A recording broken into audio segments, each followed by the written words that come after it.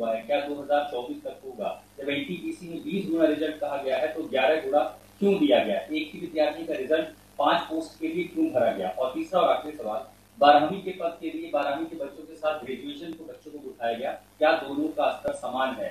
और नॉर्मलाइजेशन में 15-20 नंबर किस प्रक्रिया के तहत बढ़ाया घटाया जाता है? अगर आप छात्रों के सवाल जवाब दें सर, शायद उन्हें फायदा हो।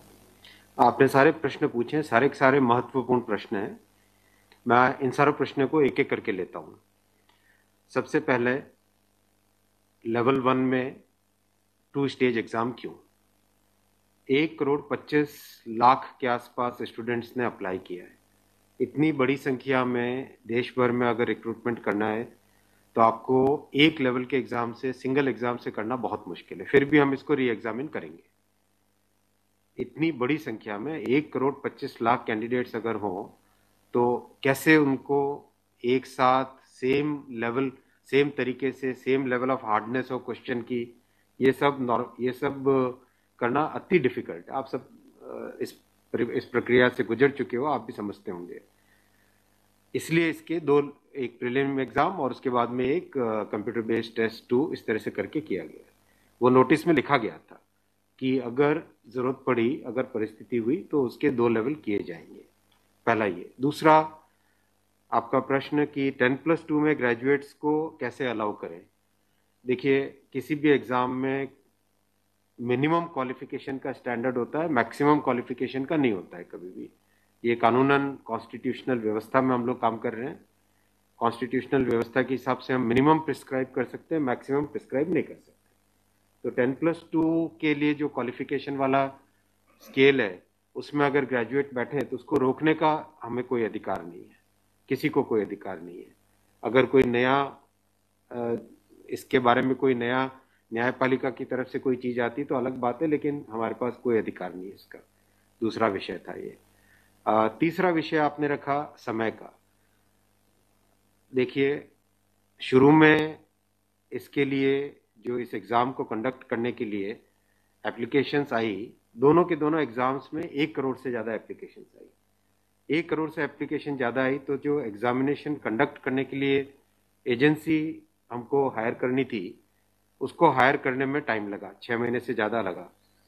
नेचुरली इतनी बड़ी संख्या में अगर एग्जाम करना है देश में तो अपने आप में वो एक बहुत बड़ा challenge. It's a Himalayan task, it's a huge task, it's a very very big challenging task. तो एजेंसी को सेलेक्ट किया गया। सेलेक्ट करते करते कोरोना आ गया। कोरोना के फेज में देरी हुई, लेकिन फिर भी डिस्पाइट कोरोना तुरंत दिसंबर 2020 में एग्ज़ाम की प्रोसेस चालू हुई। एग्ज़ाम की प्रोसेस चालू हुई और despite second wave of corona फिर भी एग्ज़ाम किया गया with all the precautions, all the safety things करके इसको लाए। जो दूसरा वाला ग्रुप बी का एग्ज़ाम है उसमें कैट में चले गए थे बच्चे, क्योंकि करीब 5 लाख के आसपास एप्लीकेशंस ऐसी थी जिसमें फोटोग्राफ प्रॉपरली मैच नहीं हो रहा था। तो नेचुरली अगर एप्लीकेशन में फोटोग्राफ मैच नहीं हो तो उसको आप एग्जाम में कैसे लोगे, तो वो विषय आया था। तो उस विषय के कारण लोग कैट में गए थे। एडमिनिस्ट्रेटिव ट्रिब्यूनल ने जैसे ही उसका समाधान किया, फैसला किया, उसके फैसले के तुरंत बाद में हम लोगों ने एग्जाम के प्रोसेस को आगे किया। कोई उसमें देरी नहीं की। और हमारा, देखिए, हमारी सरकार, प्रधानमंत्री श्री नरेंद्र मोदी जी का इंटेंट हमेशा है कि मैक्सिमाइज करना है रोजगार को। इसीलिए आप देखिए इतनी बड़ी संख्या में, यानी रेलवे में 1,40,000 टोटल, 1,05,000 ग्रुप डी की कैटेगरी में, लेवल 1 की कैटेगरी में, और लेवल 2 से लेवल 6 की कैटेगरी में 35,000 कैंडिडेट्स वैकेंसीज। 1,40,000 की वैकेंसीज लाना कोई छोटी बात नहीं है, बहुत बड़ी बात है। फिर आपका चौथा पॉइंट आप देखिए, ज़्यादा से ज़्यादा कैंडिडेट्स को फर्स्ट स्टेज से सेकंड स्टेज में जाने का मौका मिले, इसके लिए 2015 तक हमेशा प्रिलिमिनरी एग्जाम जो होता था, फर्स्ट स्टेज होता था, उससे 10 गुना लिए जाते थे, केवल 10 गुना लिए जाते थे। 2015 के बाद में पहले ही संख्या बढ़ा के 15 गुना कर दी गई, जिससे कि ज़्यादा से ज़्यादा कैंडिडेट्स को मेन एग्जाम के लिए जाने का मौका मिले। और 2019 में इस संख्या को 20 गुना किया गया ताकि ज़्यादा से ज़्यादा लोगों को अवसर मिले। ज़्यादा से ज़्यादा लोगों, क्योंकि फर्स्ट स्टेज जो प्रिलिमिनरी एग्ज़ाम इतना बड़ा नंबर है कि उस नंबर में हो सकता है कुछ बाय चांस उस दिन तबीयत ठीक नहीं हो, कोई दूसरा कारण हो, समय पे पहुंच नहीं पाए, कोई भी कारण से मिस कर गया, तो मैक्सिमम लोगों को हमें चांस देने का इंटेंट है। इसी इंटेंट के कारण 20 गुना किया गया। जो 10 गुना था 2015 से पहले, उसको 20 गुना किया गया 2019 में। तो ये प्रो स्टूडेंट्स, प्रो कैंडिडेट्स वाली अप्रोच है हमारी, और हमारी इंटेंट एकदम नेक नियति से काम कर रहे हैं, सच्चाई से काम कर रहे हैं। देखिए, कोई भी कहीं भी एक भी जगह से कहीं कोई पेपर लीक होने की बात नहीं है, कहीं पे कोई एग्जाम के मैनिपुलेशन की बात नहीं है। जो आज सिर्फ मुद्दा है, मुद्दा सिर्फ इतना है कि शॉर्टलिस्ट कैंडिडेट्स कितने किए जाए, यही मुद्दा है। इस मुद्दे को सॉल्व करेंगे, इसको भी हम बहुत सेंसिटिवली सॉल्व करेंगे। हमारे लिए छात्र हमारे साथी हैं, हमारे भाई हैं, हमारी बहनें जो एग्जाम दे रहे हैं, तो हमारे लिए बहुत इंपॉर्टेंट है। हम इसको बहुत सेंसिटिवली हैंडल करेंगे। तस्वीर और दिखाई पड़ी बच्चों पर लाठीचार्ज, कल रात को आपने देखा, अगर तस्वीरें दिखाई हो हॉस्टल में घुस, मैं आपको इतना बताना चाहूंगा कि जो लोग किसी भी अपनी खुद की संपत्ति को अगर जलाते हैं, खुद की संपत्ति पे अगर अटैक करते हैं, उसको डिस्ट्रॉय करने की कोशिश करते हैं, तो उसमें जो प्रक्रिया पुलिस की होती है वो होनी, अगर हुई है, मेरी बात आप इसमें स्पष्ट रखिए कि मैं छात्रों को कह रहा हूं कि आपकी संपत्ति है, आप अपनी संपत्ति को जलाने के लिए क्यों बाहर निकले।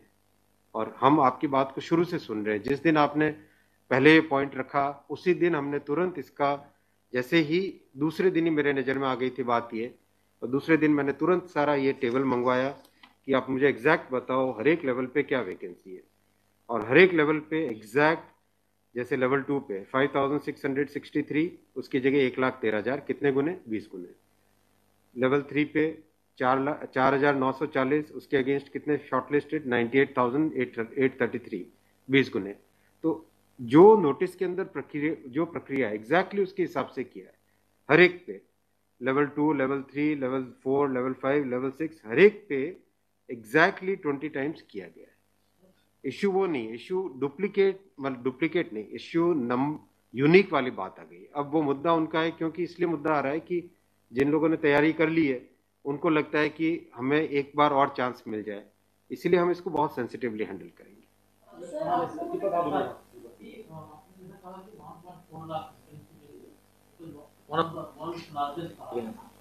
As of now, how many recruitment has happened, and by when all these things will be done? Because it was announced. यही तो रिक्रूटमेंट चल रहा है। देखो, इतना मैसिव, मैं आपको पूछूं कि वर्ल्ड का सबसे बड़ा एग्जाम कौन सा है? वर्ल्ड का अगर, या इंडिया का भी अगर बड़े एग्जाम्स देखें, तो बड़े एग्जाम्स में जेई बहुत बड़ा एग्जाम होता है, सिविल सर्विसेज बहुत बड़ा एग्जाम होता है, स्टाफ सिलेक्शन कमीशन का बहुत बड़ा एग्जाम। इन सब एग्जाम्स में एप्लीकेशंस की संख्या होती है 5 से 7 लाख, 8 लाख, 10 लाख। यहाँ 1 करोड़ एप्लीकेशंस है। आप ये तो देखिए ना कि कठिन कितना है। 1 करोड़ एप्लीकेशन, 1.25 करोड़ एप्लीकेशन, 1 करोड़ 25 लाख, 1 करोड़ 35 लाख, उसमें समय लगता है। But this is something government was aware. In a country where there is so much of unemployment, and there will be vacancy like this, everyone will apply. इसीलिए तो टाइम तो इतना लगेगा ही। अगर आपको इस एग्जाम को ढंग से करना है, इतना टाइम लगेगा, चाहे कोई करे। और उसके बाद भी आज देखा कि गया से आगजनी की तस्वीरें आ रही हैं। क्या ये कन्वे नहीं हो पा रहा है? कहाँ पर ये लैक ऑफ कम्युनिकेशन आपको लग रहा है, या मैटर पॉलिटिसाइज हो चुका है? नहीं, कुछ लोग इसका गलत फायदा उठा रहे हैं, और मैं उनसे भी निवेदन करूंगा कि छात्रों को भ्रमित न करें, कोई गलत इसका उपयोग न करें। ये छात्रों का मामला है, ये देश का मामला है, इसको हमें सेंसिटिवली हैंडल करना चाहिए, और इसमें हर तरीके से संवेदनशीलता के साथ इस मामले को लेना चाहिए। सर, कुछ छात्रों के ऊपर FIR भी दर्ज की है, कुछ पुलिस के स्टडी में भी अभी के समय में है, ऐसी खबरें आ रही हैं। आप खबरों की जांच करिए। देखो, जो पुलिस की प्रक्रिया है वो अलग चीज है। मैं अभी, मुद्दा है जो, उस मुद्दे को कैसे सॉल्व करें उस पर सोचना चाहिए, हमें फॉरवर्ड लुकिंग होना पड़ेगा। जिन राज्यों में हिंसा की खबरें या फिर जो रेल रोकने का जो मूवमेंट चल रहा है, ट्रैक पे स्टूडेंट बैठे हैं, क्या उन राज्यों के मुख्यमंत्री से आपकी बात हुई है, और क्या कुछ आप लोग की संदर्भ में की कैसे? बिल्कुल, सब जगह लॉ एंड ऑर्डर स्टेट का जो रोल होता है, राज्यों के मुख्यमंत्रियों ने भी बहुत संवेदनशीलता के साथ काम किया है, और हम भी कॉन्स्टेंटली टच में हैं, कंटिन्यूसली टच में हैं। और जो आज कमेटी की बात भी सबके पास जा चुकी है ऑलरेडी, और मेरे ख्याल से ज़्यादातर जगह से स्टूडेंट्स ने इस विषय को स्वीकार भी किया है। और मैं अभी भी रिक्वेस्ट करूंगा एक बार फिर सारे स्टूडेंट बंधुओं को, छात्रों को, कैंडिडेट्स को कि आप प्लीज़ अपनी ग्रीवेंसेस को, अपने पॉइंट को, अपने कंसर्न को, अपने विषय को, अपने मुद्दे को फॉर्मली रखिए। हम इसको एकदम संवेदनशीलता के साथ टैकल करेंगे।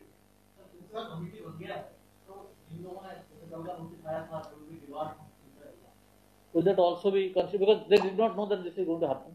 नहीं, देखो, कमिटी एक बहुत ही सीनियर ऑफिसर्स की है और ये कमेटी हर चीज़ को, जितने भी मुद्दे इसमें आएंगे और हर एक मुद्दे को जल्दी से जल्दी, इसमें कमेटी का टाइम लिमिट भी दिया। कितना टाइम दिया हमने? टाइम लिमिट 4 मार्च तक जो कमेटी की रिपोर्ट आने का क्या मतलब, जल्दी से जल्दी हमारा एम है कि इस मुद्दे को बिल्कुल भी डिले न करके जल्दी से जल्दी सॉल्व करें। 16/2 तक सारे के सारे कैंडिडेट्स अपने कंसर्न सबमिट कर सकते हैं। 3 वीक्स टाइम दिया। I think that's a reasonable time. इससे ज़्यादा टाइम देने की ज़रूरत नहीं है। और कमिटी अपना सारे कंसर्न्स को एग्जामिन करके रिकमेंडेशंस देने का टाइम 4 मार्च दिया गया। तो कोशिश करेंगे उससे पहले पहले अगर हो जाए, 4 मार्च से भी पहले अगर हो जाए। डिपेंड करेगा कि कितने रिप्रेजेंटेशंस आते हैं। और मोटे मोटे मुद्दे तो अभी आ चुके हैं पब्लिक में सबके, इसलिए मुझे नहीं लगता है कि इसमें बहुत ज़्यादा टाइम लगेगा। वो आपकी नॉलेज में आ गया है, मोटा मोटी सही आ गया है। दूसरी ओर ये कि जो आपके पैरामीटर्स हैं उस पर सब कुछ सही तरीके से लिया गया है, उसी तरह से शॉर्ट लिस्ट किया गया है। फिर इसमें प्रॉब्लम, फिर उसमें कमेटी आपको रिपोर्ट क्या करेगी और करेंगे क्या? इसका मतलब अगर चेंज करते हैं कुछ तो दूसरे एक बड़ा पक्ष और भी तो विरोध करेगा। हाँ, ये इसीलिए तो मैं आपको देखो बताऊं ना, एग्जैक्ट किसी भी लेवल पे नोटिस में जो लिखा था कि 20 गुना कैंडिडेट लेंगे, अगर आपके सामने टेबल रखा हुआ है, 5,663 की जगह 1,13,000 यानी 20 गुना। 4,940 के लेवल 3 में 98,833 20 गुना।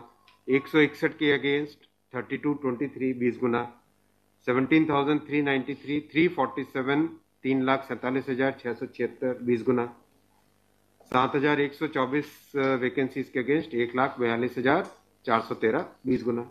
एग्जैक्ट 20 गुना है हर एक लेवल का। अब स्टूडेंट्स क्या कह रहे हैं कि जिन कैंडिडेट्स ने एक से ज्यादा लेवल में क्वालिफाई कर दिया है, राइट जी, उसके कारण सपोज मान लीजिए लेवल 3 में जो लेवल 5 का कैंडिडेट है वो भी क्वालिफाई हो गया है जी, तो वो लेवल 3 में कोई एक कैंडिडेट को जो क्वालिफाई नहीं हुआ है, उसे लगता है कि अगर उसको यूनिक के हिसाब से काउंट करते तो शायद उसको भी एक मौका मिल जाता मेन एग्जाम देने का।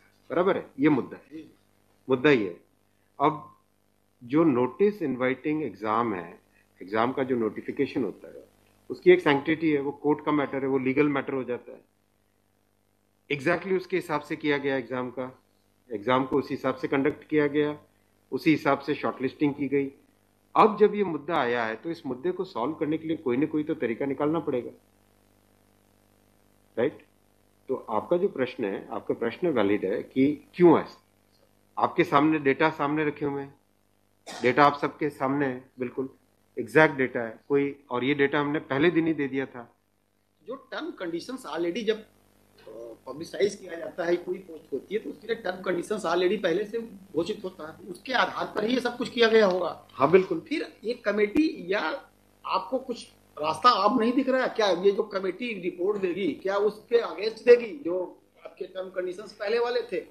बात वही है ना कि आपकी बात तो फिर लोग कोर्ट जाएंगे। हाँ, बात वही होगा जो नहीं, अपने को तरीका ऐसा सॉल्व करना पड़ेगा, कोई तो ऐसा तरीका निकालना पड़ेगा जिससे कि जो लोग शॉर्टलिस्ट हुए हैं उनका भी करियर इफेक्ट ना हो, उनके प्रोस्पेक्ट्स भी कमजोर ना हो, और जो लोगों की ग्रीवेंस है उस ग्रीवेंस को तो एड्रेस करना पड़ेगा ना। छात्रों का मुद्दा है और लोगों ने अगर ग्रीवेंस रेज की है तो हमारी ड्यूटी है कि उसको हमें एड्रेस तो करना पड़ेगा ना। लेकिन आप देख रहे हैं आपके सामने ये टेबल है, एग्जैक्ट हर एक लेवल पे 20 टाइम्स है एग्जैक्ट। ये आप टेबल आप सब लोग देख लीजिए। और ये हमने जैसे ही शॉर्ट लिस्टिंग हुई, कुछ लोगों ने मुद्दा उठाया, तुरंत मैंने आरआरबीज को क्लियर बोला था कि ये एग्जाम हमारी तरफ से एकदम ट्रांसपेरेंटली होना चाहिए और हर जगह एग्जैक्ट ये सब नंबर्स रखे गए। एक सवाल अगर आपके धन्यवाद। ठीक है, थैंक यू सो मच।